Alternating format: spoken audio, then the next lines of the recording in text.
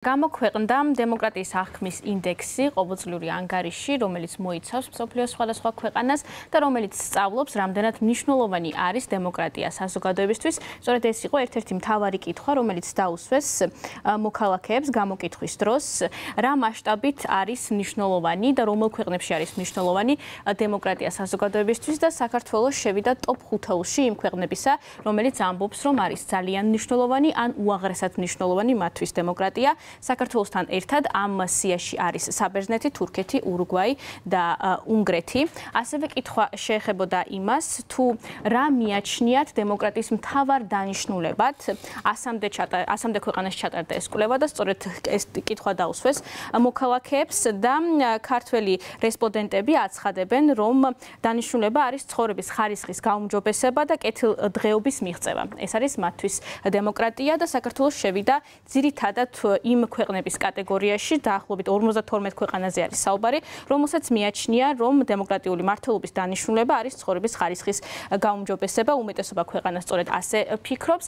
სხვა სავარაუდო პასუხები იყო მთავრობის არჩევის თავისუფალი საშუალება, ინდივიდუალური თავისუფლებების და უფლებების დაცვა და ასევე სამართლიანი და მშვიდობიანი საზოგადოების წახალისება. ეს იყო სავარაუდო პასუხებიც. ასევე კითხვა შეეხებოდა სავარაუდო სამხედრო თავდასხმას, არსებობს თუ არა შიში ამა თუ იმ ქვეყანაში, რომ გარე ძალებისგან მოხდება სამხედრო კონფლიქტი და თავდასხმა და საქართველოს შევიდა მოწინავე ქვეყნების სიაში, სადაც ეშინიათ, რომ შესაძლოა არსებობდეს თავდასხმა გარე ქვეყნისგან და საქართველოსთან ერთად მოწინავე ქვეყნებს შორის არის უკრაინა და ფილიპინები და ასევე ამ სიაში არის რამდენიმე აფრიკული ქვეყანაც.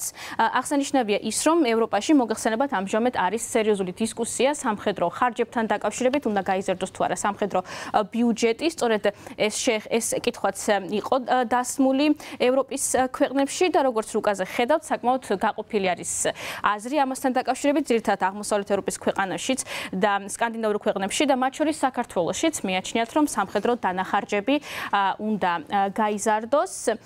ასევე კითხვა შეეხებოდა, ეს გაგრძელება არის, ასევე სამხედრო თემის თავდაცვის უნარიანობას და ხალხის დამოკიდებულებას ამის მიმართ. ამ გამოკითხვის მიხედვით საქართველოს შევიდა იმ ქვეყნების კატეგორიის სიაში, რომელიც ამბობს, რომ უნდა გაძლიერდეს ალიანსები და საერთაშორისო პარტნიორობა. დაახლოებით 100-დან 97 ქვეყანა ფიქრობს ასე, მათ შორის არის საქართველოც. და ასევე კიდევ ერთი კითხვა შეეხებოდა ქვეყნის დაცვას, რამდენად არიან მოქალაქეები მზად, რომ იბრძოლონ საკუთარი ქვეყნისთვის, თუ ის თავდასხმის ქვეშ იქნება და როგორც ხედავთ, საქართველო ასევე მოხვდა ამ ქვეყნების სიაში, ძირითადად მკვეთრად გამოხატავს ნებას ბრძოლის, ძირითადად ჩრდილოეთ აფრიკის ქვეყნები, ახლო აღმოსავლეთი, როგორც ხედავთ და მათ შორის არის საქართველოს მოქალაქეების უმეტესობაც ამბობს, რომ მზად არის იბრძოლოს საკუთარი ქვეყნისთვის. და ასევე ერთ-ერთი თემა იყო ამერიკის შეერთებული შტატები და ჩინეთი და მათ მიმართ დამოკიდებულება.